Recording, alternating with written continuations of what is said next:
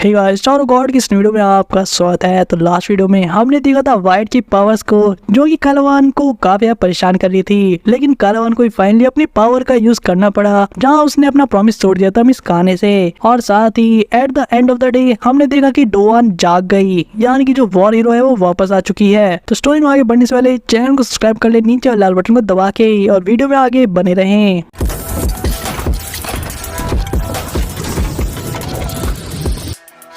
पूरे के पूरे टाउन के अंदर हम देखते काफी सारे ब्यूटीफुल फूल की पंखुड़ियों को फैलते हुए, जो कि सिग्निफाई करे थे एक तरीके से डोआन की पावर को, यानी कि वो वॉर हीरो को जो कि इस टावर में सील थी, जहाँ पे कालावान और बाकी लोग सभी को उसकी प्रेजेंस के बारे में पता लग जाता है। जहाँ पे हम देखते हैं वाइट को एक कमेंट करते हुए, जो कि गाइड से ये चीज कंफर्म करता है क्या यही वो सील्ड हीरो थी जो कि टावर में इतने टाइम से सो रही थी। जहाँ पे गाइड इस चीज को उसका नाम लेकर कंफर्म भी कर देती है। वहीं पे वाइट उसकी एंट्रेंस को देखकर कॉम्प्लीमेंट करता है कि ये सही में जानती है कि एक ड्रामेटिक अपीयरेंस कैसे करनी है। जहाँ डोआन के सबसे क्लोज में कालावान, हासू और ये लोग खड़े थे। हम देखते हैं डोआन को कुछ बोलते हुए, जहाँ पे उसके सबसे पहले वर्ड्स कुछ इस टाइप के थे, जहाँ वो आउटसाइड शिंशु को फील कर पा रही थी और साथ ही में आउटसाइड व्यू को भी, जहाँ उसे विश्वास नहीं हो रहा था कि वो जाग चुकी है। और यहाँ डोआन नोटिस करते हुए सिस्टर को, जो कि जमीन पर अनकॉन्शियस पड़ी थी, जिससे डोआन सॉरी कहती है। और साथ ही उसे विश्वास नहीं होता कि फाइनली वो मोमेंट आ गया जिसका वेट वो शायद कितनी सदियों से करते आ रही थी। वहीं दूसरी तरफ हम देखते हैं बैम की टीम को भी, जहाँ पे कौन उन ब्लू फ्लावर्स के पंखुड़ियों को नोटिस कर लेता है, और वो भी ये चीज एंटिसिपेट कर लेता है कि हो ना हो ये वॉर हीरो की वजह से ही हो रहा है। वो तो श्योर नहीं थी, लेकिन उनके सामने जो रैंकर था यानी कि डेलेट, वो चीज के लिए श्योर था कि सील जो है वो टूट चुकी है।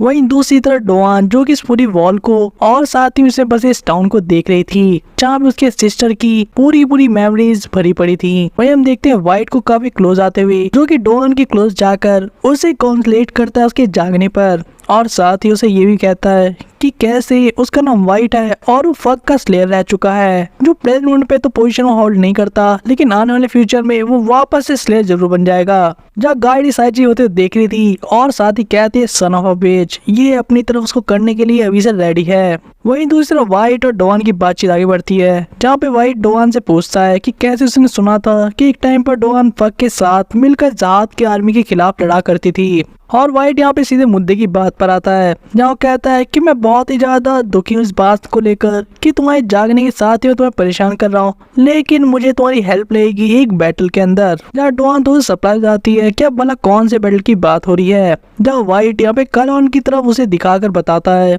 कि जो बंदा नीचे खड़ा है कोई और नहीं बल्कि एक स्क्वाड्रन कमांडर है जहाद की प्रेजेंट आर्मी का, और वो इस टाउन में आया है ताकि वो तुम्हें मार सके तुम्हारे जागने से पहले। और अगर मैं सही समझता हूँ तो तुम्हें भी जहाद के आर्मी को लेकर काफी नफरत होगी। और इसीलिए हम वाइट को देखते हैं यहाँ पे काइंड ऑफ काफी हैप्पी होते हुए, जहाँ पे डोआन को कन्विंस करने में लगा हुआ था कि कैसे डोआन को उसकी हेल्प करनी चाहिए इसको हराने में। जब मन ही मन सोचा था कि जैसे एक बार कालावान को हरा देगा वो इन दोनों को डिवार कर जाएगा, यानी कि इनकी सोल को कंज्यूम करके अपनी पावर को बढ़ा लेगा। वही साथ ही में वो डोआन को ये एक्सक्यूज देता है कि कैसे अभी किसी सिचुएशन में फंसा हुआ है जिसके से अपनी पीक पावर्स को यानी कि फुल पोटेंशियल को यूज नहीं कर सकता इसको हराने के लिए, और इसलिए उसको डोआन की हेल्प चाहिए। जब अगर वाइट के पर्सपेक्टिव से देखें तो किसी को अपनी हेल्प के लिए कह रहा है, यही काफी बड़ी इज्जत की बात है उस पर्सन के लिए, अगर वाइट की तरफ से सोचे तो। वही डोआन को हम देखते हैं जो सारी बातों का भी ध्यान सुनती है, लेकिन वो काफी सरप्राइज नहीं होती जब जागने के इतने लंबे समय बाद भी अभी भी वर्ल्ड जो है वो वॉर में घिरा पड़ा है।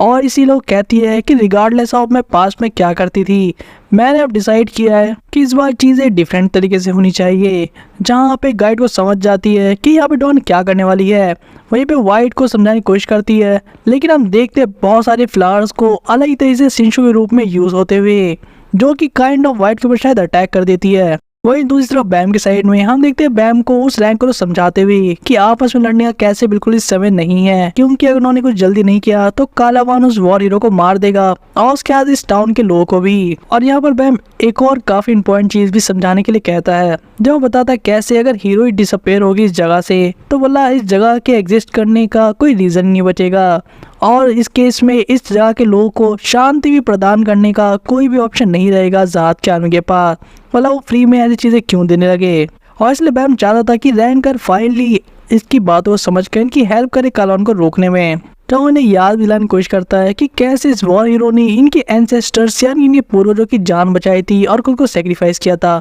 लेकिन हम जानते हैं कि यहाँ के लोग कैसे हैं और इस रैंकर को भी हम ऐसे ही करते देखते हैं जिसको इन सब बातों से कोई फर्क नहीं पड़ता, क्योंकि उस रैंकर का मानना था कि अगर हम लकी हो भी गए गलती से और कालवान को रोक लिया, उसके बाद भी इस वर्ल्ड के अंदर जो कि ज़हाद की आर्मी को अपोज करते हैं उनका कोई स्थान नहीं है। मतलब कि वो कोई टावर में शांति से नहीं रह सकते और इसीलिए वो इन्हीं लोग को और पकड़ने की कोशिश करता है, क्योंकि उसका मानना है कि अगर वो इन लोग को पकड़ के और ज़हाद की आर्मी को सौंप देता है तो काइंड ऑफ शायद उसे किस तरह की माफी मिल जाएगी और यहाँ के लोग की जान भी बख्श दी जाएगी जब किंग ज़हाद यहाँ पर आएंगे। ये सारी बातें बोलते हुए हम इस रैंकर को एक अलग तरह की चीज को इंजेक्ट करते देखते हैं अपने वेपन के अंदर, जहाँ पे वो बताता है कैसे ये जो नीडल है इसके अंदर जो जेम उसने लगाया है वो किसी चेरी रिवर से आती है जो कि जानी जाती है जेम स्टोन्स के लिए, और ये उसके नीडल के पावर लेवल को अलग ही लेवल पे ले जाएगा। और अगर इस रैंकर डेलिट के माने तो अब बैम यहाँ पे इस नीडल को कभी भी नहीं तोड़ सकता, खासकर जेम स्टोन की यूज करने के बाद। तो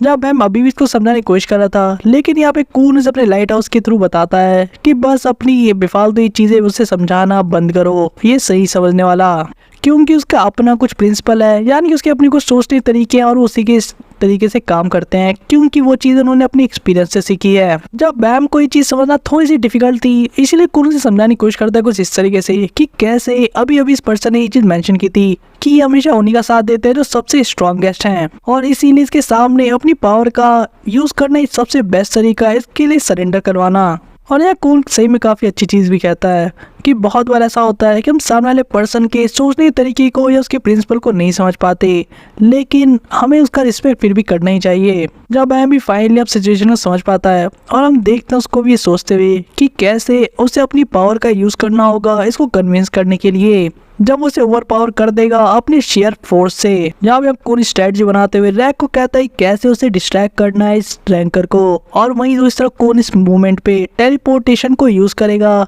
ताकि बैम काफी क्लोज रेंज में जा सके। और हम देखते हैं बैम को भी यूज करते अपने वाटर ड्रैगन को, जो कि काफी कूल तो लगता है ये देखने में। रैंकर जो कि स्किल को ऐसा यूज करते हुए देखकर समझ नहीं पाता कि कैसे बंदा वेव कंट्रोल हो सकता है, उसने इस तरह की स्किल आज तक नहीं देखी अपनी इतनी लंबी लाइफ में। वही एक तरफ तो रैक अपनी स्पेयर को फेंकता है जो कि लाइट हाउस से टेलीपोर्ट होकर सीधे अलग डायरेक्शन से आ रही होती है इस रैंकर की तरफ, वही भी दूसरी तरफ बैम का वाटर ड्रैगन भी अटैक कर देता है स्नेडल के ऊपर।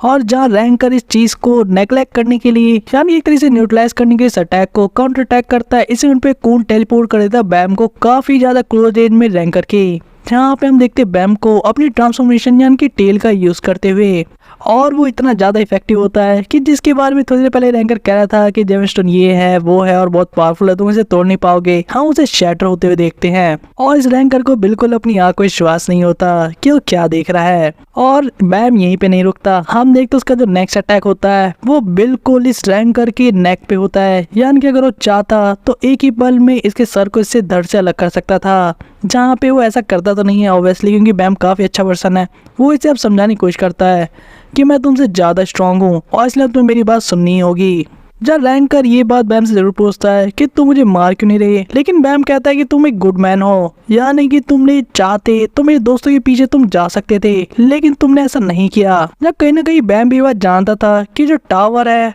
वो एक तरीके से गवर्न होता है लॉ ऑफ जंगल से ही, ध्यान की जो स्ट्रांग है वो हमेशा वीक को अपना शिकार बनाएगा, लेकिन ऐसा होते हुए भी इस रैंकर ने उसके कमजोर दोस्तों को निशाना नहीं बनाया था। और यार रैंकर के पास भी अब कोई चार नहीं था तो उसे फाइनली अपने हथियार डालते हुए देखते हैं, जो कि इनके साथ जाने के लिए रेडी हो जाता है। जब बैम और उसकी टीम अब फॉलो करती है इस बंदे को, और हम देखते टावर के अंदर से काफी सारे फूलों की पंखुड़ियां बाहर की तरफ आ रही थी, जहाँ डोआन अटैक करी थी व्हाइट के ऊपर।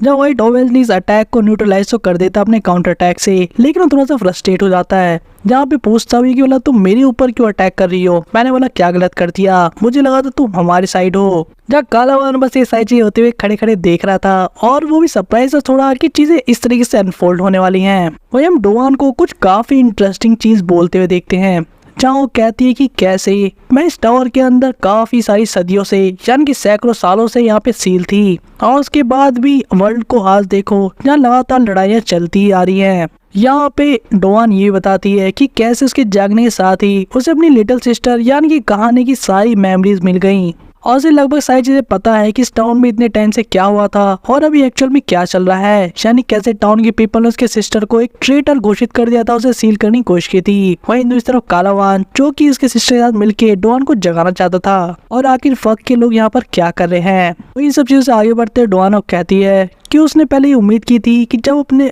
सेक्रीफाइस के बाद यहाँ के लोग काफी पीसफुल तरीके से यानी कि शांति से रह सकेंगे, जहाँ पे कभी कोई युद्ध नहीं होगा। लेकिन वो आदमी की बात बिल्कुल सही निकली। जहाँ पे जिस आदमी की यहाँ पे डॉन बात कर रही है इसके बारे में और कोई नहीं जानता। जहाँ पे व्हाइट को ये चीज पूछते भी देखते हैं, जिसके जवाब में डॉन इन्हें एक्सप्लेन करती है कि कैसे जो सील होने वाली थी इस टावर के अंदर, उससे कुछ दिन पहले उसे विजिट करने एक मिस्टीरियस पर्सन आया था। जब हमें पास्ट के वो पर्टिकुलर मोमेंट्स दिखाए जाते हैं जहाँ पे हम देखते कैसे डॉन ने जब वो प्रपोजल मान लिया था यानी कि खुद को सील करने का, तो लोग वहाँ टाउन के अंदर उससे बिल्कुल आंखें नहीं मिला पा रहे थे और कोई भी उसको देखकर खुश नहीं था सिवाय उसके लिटिल सिस्टर के। और ऑब्वियसली डॉन जानती थी क्या कि लोग ऐसा क्यों कर रहे हैं, क्योंकि वो उसकी सेक्रीफाइस को यूज कर रहे ताकि वो शांति से जी सके। और इस बात को लेकर कोई भी भला कैसे प्राउड हो सकता है, क्योंकि चाहे कुछ भी हो डॉन आखिर में उन्हीं के बिहाफ पे तो आखिरकार फाइट करते आ रही थी इतने लंबे समय से। और यही वो मोमेंट था जहाँ डॉन कहीं ना कहीं अंदर से जानती थी कि चाहे वो खुद को सेक्रीफाइस ही क्यों ना कर रही हो, लेकिन कभी वो इन लोगों को लेकर अपने मन में कुछ बुरा भाव नहीं रखेगी कि इनके वजह से उसे खुद को सेक्रीफाइस करना पड़ रहा है। और इन सभी लोगों को आगे चल के गिल्ट ना हो कि उन्होंने किसी और का सेक्रीफाइस कर दिया जो उनकी रक्षा करते आ रही थी। इसलिए उसने डिसाइड किया था इन सभी लोगों की मेमोरीज को छीन लेने का, ताकि ना इन लोगों को कुछ याद रहेगा और ना ही ये लोग गिल्ट करेंगे। क्योंकि उस टाइम में डॉन को सिर्फ एक ही चीज के लिए मैटर करती थी और वो चीज थी एक लॉन्ग लास्टिंग पीस, यानी कि शांति से लोग रह सके। और वहीं डॉन बताती है कि कैसे जैसे वो अपने होमलैंड यानी कि जहाँ से सील किया जाना था वहाँ लौटी थी, वैसे ही जात की सारी फोर्सेस वहाँ से वापस लौट जाती है। सारे लोग वापस से खुश हो जाते हैं और धीरे धीरे पूरी टाउन के अंदर सारी चीजें नॉर्मल हो जाती हैं। जहाँ ऑब्वियसली डॉन और उसकी सिस्टर के लिए ये चीजें नॉर्मल नहीं थी और इसीलिए वो अपनी सिस्टर के साथ ही ज्यादा टाइम बिता रही थी उस समय पर, क्योंकि सिस्टर काफी यहाँ सैड रहती थी और काफी यहाँ टेंशन में भी, क्योंकि उसकी बड़ी सिस्टर जो कि उसकी इकलौती फैमिली थी वो सील होने जा रही थी टावर के अंदर। और तभी एक दिन वो एक छोटे से बच्चे से मिलती है जो अपने छोटे छोटे हाथों से डॉन की उंगली को पकड़ लेती है। जो डॉन को काफी अच्छा फील होता है, कितने लंबे समय के बाद किसी के साथ टाइम बिताने का मौका मिला जो कि उसके लिए काफी अच्छा था। और यहाँ पे डॉन उस छोटी सी बच्ची से पूछती भी है कि आखिर वो क्या कहना चाहती है, उसने उसका हाथ क्यों पकड़ा है। जहाँ पे छोटी सी बच्ची बहुत ही क्यूट तरीके से कहती है कि कैसे इसकी मम्मी और डैडी ने बताया है कि अगर मिस डॉन इस टाउन को छोड़कर भाग जाएगी तो इस टाउन के सारे लोग मारे जाएंगे और इसलिए इस टाउन के लोगों को ये मेक श्योर करना है कि डॉन इस जगह छोड़कर कभी ना जाए। जब डॉन को ये चीज काफी ज्यादा अंदर तक फील होती है और काइंड ऑफ सैड भी फील कर पाते हैं यहाँ पे डॉन उस बच्चे की बात को सुनकर, क्योंकि आखिर इस लिटिल किड ने ऐसा क्या गलत किया था। सभी लोग अपने सर्वाइवल के लिए लड़ते ही आ रहे हैं, तो भला इन लोगों ने ऐसा क्या गलत कर दिया। डॉन को कभी भी इन लोगों को ब्लेम नहीं करना चाहिए था। और इसलिए डॉन ये सब चीजें सोचकर उस लिटिल किड को ये समझाते कि कैसे उस टाउन को छोड़कर कभी नहीं जाएगी। जाओ यही सोच रही थी कि कैसे जब वो सील हो जाएगी तो ये सारे लोग शांति से रह पाएं, जहाँ पे और कोई युद्ध नहीं होंगे, किसी छोटे बच्चे को मरने का डर नहीं होगा। और इसी दिन जब वो अपने घर वापस लौटती है तो वो मिस्टीरियस पर्सन उसका वेट कर रहा था, जिसके बारे में यहाँ पे डॉन सभी को एक्सप्लेन कर रही है। और वो भी इस पर्सन को पहली बार मिली थी तो इससे पूछती है ऑब्वियसली कि भला वो कौन है। और यहाँ पे हमें डॉन के थ्रू पता लगता है कि इस पर्सन ने अपना नाम बॉस बताया था, जो देखने में काफी सिमिलर है वैगनान से, जहाँ इनके आपस में भी कुछ कनेक्शन है जिसको हम किसी और वीडियो में एक्सप्लेन करेंगे। अब स्टोरी में आगे बढ़ते हैं तो पास्ट के इवेंट में देखते हैं कि कैसे जो बॉस था उसने अपने आप को एक नेमलेस एडवेंचर के थ्रू इंट्रोड्यूस कराया था, जहाँ पे अपने एडवेंचर में किए जाने वाले ट्रैवल से रिलेटेड काफी सारी चीजें और काफी सारी एडवेंचर स्टोरी सुनाते हैं डॉन को, जो कि सुनने में इतनी रिडिकुलस और अनबिलीवेबल लगती थी जिसपे डॉन को विश्वास नहीं होता। लेकिन at the same time Don के लिए वो सारी चीजें काफी ज्यादा इंटरेस्टिंग भी थी। जहाँ डॉन की माने तो बॉस को बहुत ही ज्यादा गिफ्टेड स्टोरी टेलर कहती है, ना कि कोई झूठा। वही हम देखते हैं आगे कि कैसे पास्ट में बॉस और डॉन बहुत सारी बातचीत करते हैं, जहाँ पे बॉस को बात पता था कि डॉन कुछ दिन बाद आने वाले टाइम में टावर में सील कर दी जाएगी। लेकिन यहाँ पे बॉस ने डॉन को कहा था कि कैसे उसे एक दिन वापस से जागना होगा। और यहाँ पे डॉन जो कि काफी क्यूरियस थी बॉस को लेकर, वो उसके ओपिनियन के बारे में पूछती है कि भला उसके सील होने के बाद बॉस को क्या लगता है इस वर्ल्ड के अंदर शांति आ पाएगी या नहीं जब डॉन वापस से जागेगी। और उस समय बॉस जो कि काफी सर्टेन था, यानी कि एक तरीके से श्योर था इस बात को लेकर कि जो वर्ल्ड है वो सदियों बाद भी ऐसे युद्ध में घिरा रहेगा। और डॉन जो कि एक तरीके से श्योर तो नहीं थी कि बॉस की बातों को लेकर उसे क्या मानना चाहिए, कैसा होगा या नहीं, लेकिन फिर भी वो कहीं ना कहीं जानती थी कि शायद सच्चाई ऐसी हो जिसे स्वीकारना तो बिल्कुल नहीं चाहती थी। लेकिन इसके साथ इनकी कन्वर्सेशन और भी ज्यादा इंटरेस्टिंग तब हो जाती है जहाँ हम देखते हैं बॉस को जो कि एक लड़के के बारे में बात करने लगता है और बताता है कैसे फ्यूचर में ये जो लड़का होगा इस टावर के अंदर एक बहुत ही बड़े युद्ध को जन्म देगा। और बॉस के अकॉर्डिंग जब यहाँ पे डॉन जागेगी वापस से तो वो उस लड़के से जरूर मिलेगी। और डॉन जो कि इस इंटरेस्टिंग से फ्यूचर प्रेडिक्शन को सुन रही थी, उसे ये बात सुनते हुए बॉस की आंखों देखने पर कुछ समझ नहीं आ रहा था कि भला यहाँ पे बॉस एक गुड पर्सन है या इविल, आखिर उसकी इंटेंशंस क्या है। लेकिन वो क्यूरियोसिटी से पक्का भरे हुए थे, खासकर उस लड़के को लेकर। लेकिन ये सब चीज तो ठीक थी। डॉन को बॉस के बाद जो ये सारी चीजें बातचीत हुई थी उसके एक कंक्लूजन में एक चीज की श्योरिटी थी कि अगर ये लड़का जिसके बारे में बॉस प्रेडिक्शन दे रहा है अगर फ्यूचर में सही में टावर में अपेयर होता है जिस टाइम डॉन जागती है तो उस युद्ध के अंदर काफी मैसिव चेंजेस आएंगे पूरे टावर के अंदर। और इसके साथ ही इस प्रोसेस में काफी सारे बेकसूर और इनोसेंट लोग भी मारे जाएंगे। वही हम प्रेजेंट में वाइट को देखते हैं जो कि डॉन से सारी एक्सप्लेनेशन सुन रहा था कि आखिर वो आदमी कौन था, यानी कि बॉस, और उसने कैसे फ्यूचर प्रेडिक्शन दिया था और कैसे सारी बातें लगभग सही हैं। लेकिन वाइट अब यहाँ पे एक क्वेश्चन पूछता है कि आखिर वो लड़का कौन है जिसकी बात बॉस कर रहा था। जब डॉन इसके जवाब में कहती है क्या तुम देख नहीं सकते, वो बिल्कुल यहाँ आने ही वाला है, बिल्कुल अभी के अभी। जब कालावान किसी को फील करता है उस टावर के अंदर एंटर करते हुए, वहीं पे डॉन कहती है कि वो आदमी यानी कि बॉस बिल्कुल सही था और यही वो लड़का होगा। जहाँ हम देखते बैम और उसकी टीम को आते हुए, जहाँ पे डॉन कहती है कि यही वो थ्रोन है जो कि किंग जहाद का थ्रोट स्लेट करने वाला है,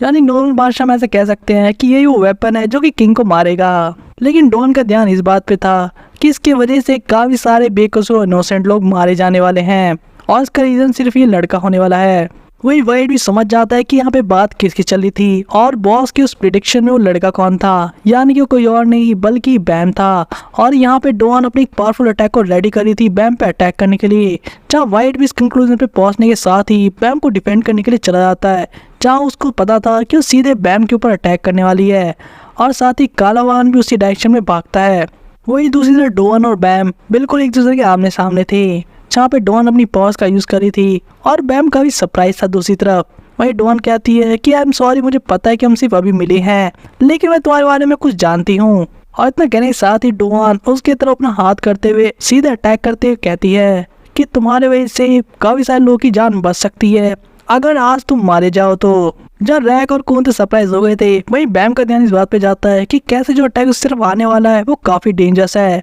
और उसे रोकना ही होगा। और इसलिए हम देखते हैं बैम को यहाँ पे उसके सिंशू ब्लैक होल स्फीयर को यूज करते हुए। जब डॉन काफी ज्यादा सरप्राइज जाती चीज देख के कि कैसे उसके फ्लावर सिंशू कंट्रोल स्कूल को इस लड़के ने सीधे न्यूट्रलाइज कर दिया, वो भी पहली बार देखते के साथ ही। और अब तो वो बिल्कुल 100% श्योर थी कि ये वही लड़का है जिसके बारे में बॉस ने फ्यूचर प्रेडिक्शन की थी कि टावर में वो बहुत सारे बड़े बदलाव लेकर आएगा। जहाँ इस अटैक को न्यूट्रलाइज करने के बाद हम देखते कून को जो काफी ज्यादा टेंशन में था और बैम से पूछता है क्या वो ठीक है। जहाँ बैम उसे बताता है कैसे वो ठीक है लेकिन जो पावर है वो काफी डेंजरस है और उनको केयरफुल रहने की जरूरत है। जहाँ कून को समझ में नहीं आता कि कैसे ये जो वॉर हीरो है उसको अभी अभी रिलीज किया गया टावर से और बोला वो इन पे क्यों अटैक कर रही है। वही डॉन और बैम से पूछती है कि देखने में लगता है तुम अभी भी सिर्फ एक रेगुलर हो, तो भला तुमने मेरे फ्लावर सिंशू कंट्रोल स्किल को न्यूट्रलाइज कैसे कर दिया, तुम्हारे पास कुछ सही में कोई स्पेशल पावर होगी। लेकिन सेम टाइम पे डॉन अब और भी ज्यादा टेंस हो चुकी थी क्योंकि उसे पता था कि अगर वो एक रेगुलर होकर इतना केपेबल है तो आगे चल के फ्यूचर में क्या करेगा। वही इस मोमेंट हम देखते कालावान को भी आते हुए जो कि डॉन के पीछे से आ रहा था और बैम को सब शायद नोटिस कर लेता है। जब इन दोनों को बातचीत करते हुए भी देखते हैं, यानी कि डॉन और कालावान को, चाहे डॉन को अपनी सिस्टर की मेमोरी से पता था ये कौन है, वहीं पे कालावान को भी देखकर काफी सही लगता है कि उसे अपने आप को इंट्रोड्यूस करने की कोई जरूरत नहीं है। वही हम देखते बैम को जो कि काफी ज्यादा गुस्से में आ जाता है कालावान को देख के और उसका नाम चिल्लाता है। जब कालावान का ध्यान ही बैम पे जाता है और वो पहचान जाता है कि तो वही इरेगुलर किड है, यानी कि हेल्थ की सारी मेमोरीज और कैसे उसकी वजह से कितनी बेइज्जती हुई थी, वो सब चीजें कालावान को याद आ जाती है। जब डॉन सोच रही थी कि भला ये दोनों कैसे जानते एक दूसरे को, वहीं पे बैम पूछता है, यानी कि मेन मुद्दे पे आ जाता है कि भला उसके मास्टर कहाँ पर है। जहाँ कालावान सीधे कहता है मुझे नहीं पता, लेकिन ओब्वियसली बैम इतनी इजीली तो कन्विंस नहीं होने वाला। उसे काफी गुस्सा आता है जहाँ उसे देखते कहते हुए कि कैसे कालावान यहाँ पे बेवकूफ और डम बनने की एक्टिंग कर रहा है। वही कालावान बैम को काफी इजीली समझाता है और ये रीजन देता है कि अब वो स्क्वाड्रन कमांडर आर्मी नहीं रह चुका बल्कि एक नॉर्मल सा सोल्जर है, तो इसलिए उसके पास इस तरह की हाई लेवल की इन्फॉर्मेशन नहीं है। और वो काइंड ऑफ बैम को यहाँ पे ताना मारते हुए कहता है कि तुम इतने दूर मेरे को ढूंढते हुए आए सिर्फ इस चीज के लिए, तुमने अपना काफी टाइम वेस्ट किया है, लेकिन मेरे लिए वही दूसरी तरफ एक परफेक्ट चांस है ताकि अपने नाम को क्लियर कर सकूं। जहाँ हम देखते हैं उसके एसेंस ऑफ ब्रेवरी को भी यूज करते हुए उसे, जहाँ पे पावर लेवल तो काफी क्रेजी लग रहा था क्योंकि जो सिंशु एनवायरनमेंट था वो काफी टेंस हो जाता है इतने सारे पावरफुल बींग्स का एक जगह पे होने की वजह से। वहीं पीछे से हम गाइड और वाइट को भी आते हुए देखते हैं जहाँ वाइट बैम को समझाता कि बिना किसी प्लान के बैम को यहाँ पे कुछ भी करने की कोशिश नहीं करनी चाहिए, इससे पहले कुछ और कोई चीज समझ पाता उस सिचुएशन के अंदर। गाइड यहाँ पे अपना तेज दिमाग लगाती है, अपनी पावर्स का यूज करती है और हम देखते हैं इनको टेलीपोर्ट होते हुए, जहाँ पे गाइड उस जगह पर आते साथ इनको कहती है कि हमें यहाँ से जल्दी निकल जाना चाहिए क्योंकि अभी वो ज्यादा दूर तक टेलीपोर्ट नहीं हो पाए हैं और उनकी प्रॉब्लम सबसे बड़ी ये है कि डोवान अब उनकी तरफ है और इसीलिए वो कुछ भी नहीं कर सकते। वही दूसरी तरफ में एक और चीज समझ में आती है कि यहाँ पे इस गाइड ने इनको टेलीपोर्ट करने के साथ ही कालावान को भी दूसरी जगह टेलीपोर्ट कर दिया था,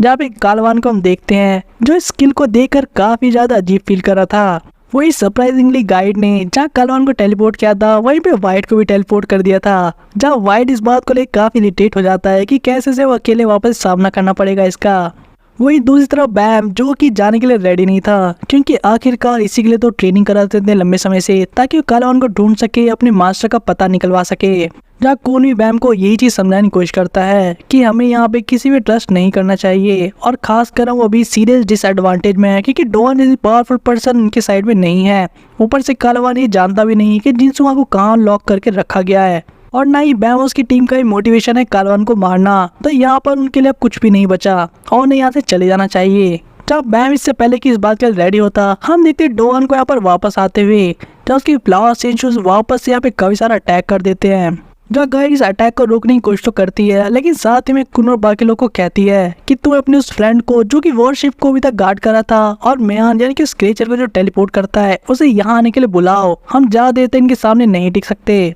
और वही इसी के साथ ही वापस से दो बैटल स्टार्ट हो चुकी थी यानी कि गाइड वर्सेस डोवान और दूसरी तरफ वाइट वर्सेस कालावान। जब वाइट तो ये सोच रहा था कि अगर मैं गलती से भी एक छोटी सी मिस्टेक कर देता हूँ इस बैटल के अंदर तो यहाँ पे मैं शिकारी की जगह खुद शिकार बनने वाला हूँ। वही दूसरी तरफ जो गाइड थी वो डोवान को समझाने की कोशिश करती है कि भला वो उनके ऊपर अटैक कर ही क्यों रही है, वो तो वो हीरो है जो कि जहाद की आर्मी से फाइट करते आ रही थी अपनी कंट्री के लिए जब उसे सील किया गया था उससे पहले। वही डोवान जो कि काफी ज्यादा कोल्ड एक्सप्रेशन के साथ ही उसे कहती है कि हाँ अगर मैंने ऐसा किया भी तो उसका फर्क ही क्या पड़ा, एट द एंड रिजल्ट क्या मिला मुझे, क्या मैंने जिन लोगों को बचाया था उनके वंशज ने इस टावर को एक और खूबसूरत जगह बनाई क्या, यानी कि टावर में जहाँ पे सभी लोग शांति से रह सकें, लेकिन ऐसा तो नहीं हुआ। ये लोग आज भी आपस में लड़ते आ रहे हैं और ये इतने भी नहीं रुके बल्कि इन्होंने तो मेरी लिटिल सिस्टर यानी कि काने को भी मारने की कोशिश की। और यहाँ डोवान ये भी कहती है कि तुम्हें क्या लगता है अगर जहाद मारा जाएगा तो क्या इन सभी लोगों की जो ट्रेजेडी है वो खत्म हो जाएगी एकदम से।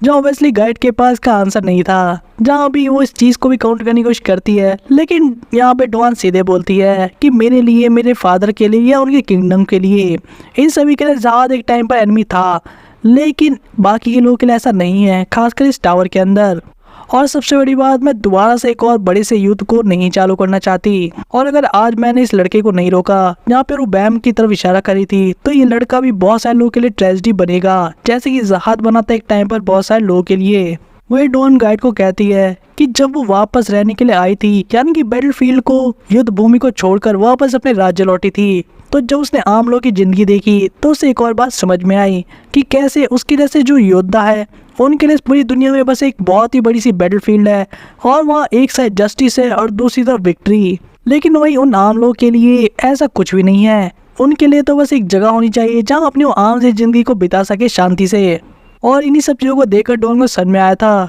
कि इस दुनिया के अंदर अगर शांति लानी है तो इन लोगों को गायब होने की जरूरत नहीं है बल्कि डोवान, जहाद और इन लोगों के जैसे जो योद्धा है जो हमेशा युद्ध लड़ते रहते हैं अपनी जस्टिस और विक्ट्री को पाने के लिए, उनको गायब होने की जरूरत है। जहाँ गाइड अपने मन में सोच रही थी कि मैं भी तुम्हारी बात से डिसएग्री नहीं कर सकती, लेकिन इसके साथ ही हमें कुछ पास्ट की मेमोरीज दिखाई जाती हैं जो कि गाइड और एल्डर के बीच में थी और उस मोमेंट की थी जब वो लोग केज पर नहीं पहुंचे थे। जहाँ इनके बीच हम डिस्कशन देखते हैं बैम को लेकर कि कैसे एल्डर बैम को जिंदा छोड़ देना चाहते थे। जहाँ गाइड को तो ये बात बिल्कुल पसंद नहीं थी क्योंकि उसके अकॉर्डिंग अगर बैम चीजों में इन्वॉल्व रहेगा तो इस केस में फ्यूचर नहीं देख पाएंगे, जो कि काइंड ऑफ उन्हें ब्लाइंड कर देगा। जहाँ एल्डर ने गाइड की बात को सुनकर उसे उस टाइम पे जवाब दिया था कि पहले वो भी ऐसे सोचता था और बैम को निपटा देना चाहता था ताकि वो फ्यूचर को खराब ना करे, लेकिन इस यहाँ पे जो चीजें हुई यानी कि केज में, उसके बाद उसने अपना मन बदल लिया है और वो अब कुछ और करना चाहता है। वो देखना चाहता है कि आखिर ये लड़का कौन से फ्यूचर को लेकर आएगा इस टावर के अंदर।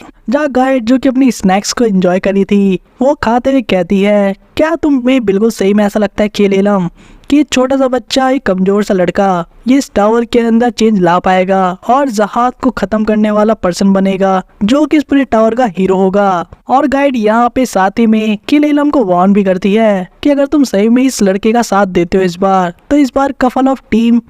को सेक्रीफाइस करने के बाद मामला शांत नहीं होगा। यानी कि जैसे पहले कुछ बहुत सारे योद्धाओं को सेक्रीफाइस करना पड़ा था जहाज के सामने शांति स्थापित करने के लिए, क्योंकि इस बार युद्ध छिड़ा अगर तो जहाज हर एक को एलिमिनेट कर देगा जो भी इस पूरे युद्ध में इन्वॉल्व होने वाला है। जहाँ केलेलम कहता है उसे बात पता है, लेकिन फिर भी उसे इस लड़के के अंदर कोई ऐसी चीज दिखती है जो कि उसे कंपेरेबल बनाती है जहाज के साथ। जैसे इस प्रेजेंट मोमेंट में तो वो जो लाइट है वो काफी ज्यादा फीकी है, लेकिन जैसे जैसे इसकी फाइटिंग की पावर डेवलप होगी वैसे वैसे इस लड़के के अंदर जो उम्मीद आज बहुत कम दिख रही है वो आगे चल के एक तेज सूर्य की रोशनी भी बन सकती है अगर केलेलम की माने तो। लेकिन सेम मोमेंट पे ही केलेलम का यही मानना था कि इस लड़के को अभी के लिए ऑब्जर्व करेगा और अगर वो इन लोगों की उम्मीद बनने की जगह डार्कनेस फैलाने की तरह एक पावरफुल पर्सन बनेगा बिल्कुल ठीक जहाज की तरह, तो ऐसा पोटेंशियल में पहुंचने से पहले केलेलम खुद उसे मार देगा। जहाँ वापस से प्रेजेंट में देखते हैं जहाँ गाइड डोआन की सारी चीजों को सुनकर समझकर उससे एग्री भी करती थी, लेकिन वो डोआन को समझाती है कि जो लड़का है ये शायद आगे चल के फ्यूचर में जहाज के सामने खड़ा हो पाएगा। जहाँ डोआन इस बात सुन के और भी ज्यादा काइंड ऑफ एंग्री हो जाती है और कहते तुम सही में इसका मतलब वॉर चाहती हो, तुम चाहते काफी सारे लोग अपनी जिंदगी खो बैठे सिर्फ इसलिए ताकि टावर में कुछ चेंजेस आ सके। जहाँ गाइड इस बात को सुन के इसके काउंटर आर्गुमेंट में कहती है कि तुम भूल गई क्या कि लोग हमेशा अपने फ्रीडम के लिए फाइट करते आ रहे हैं और इसीलिए चीजें हमारे ऊपर नहीं है कि हम क्या डिसाइड करते हैं। और यहाँ पे गाइड ये भी कहती है कि कैसे इस टावर में इतने लंबे समय से जीते आने के साथ ही उसे एक चीज महसूस हुई कि सबसे बुरी दुनिया वो नहीं है जहाँ पे युद्ध कभी नहीं रुकता, बल्कि उससे भी बेकार दुनिया तो वो है जहाँ पे पावरफुल लोग ऑपरेस करते हैं कमजोर लोगों को और इस लेवल तक करते हैं कि कभी वो उनके सामने खड़े भी नहीं हो पाते उस डर की वजह से। क्योंकि हमारी सिचुएशन भी बहुत लंबे समय से कुछ ऐसी है, लेकिन ये जो लड़का है उसके अंदर वो उम्मीद है जो लोगों को वापस से अपने ओप्रेसर्स के सामने खड़े होने की शक्ति देती है। जहाँ सारी फिलोसफिकल बहुत सारी बातचीत और डिस्कशन चल रही थी, इस बीच में कुछ काफी अजीब सा होता है। ये दोनों शॉक हो जाते हैं देखते हुए कि कैसे एक अजीब सी वॉरशिप टेलीपोर्ट हो जाती है बीच में और सीधे डॉन की तरफ बढ़ रही होती है और हम देखते हैं इसके अंदर कोई और नहीं बल्कि यहाँ पे स्नेक मैन और साथ ही में यॉन थी। जहाँ पे हम इनके रिएक्शंस को भी देखते हैं।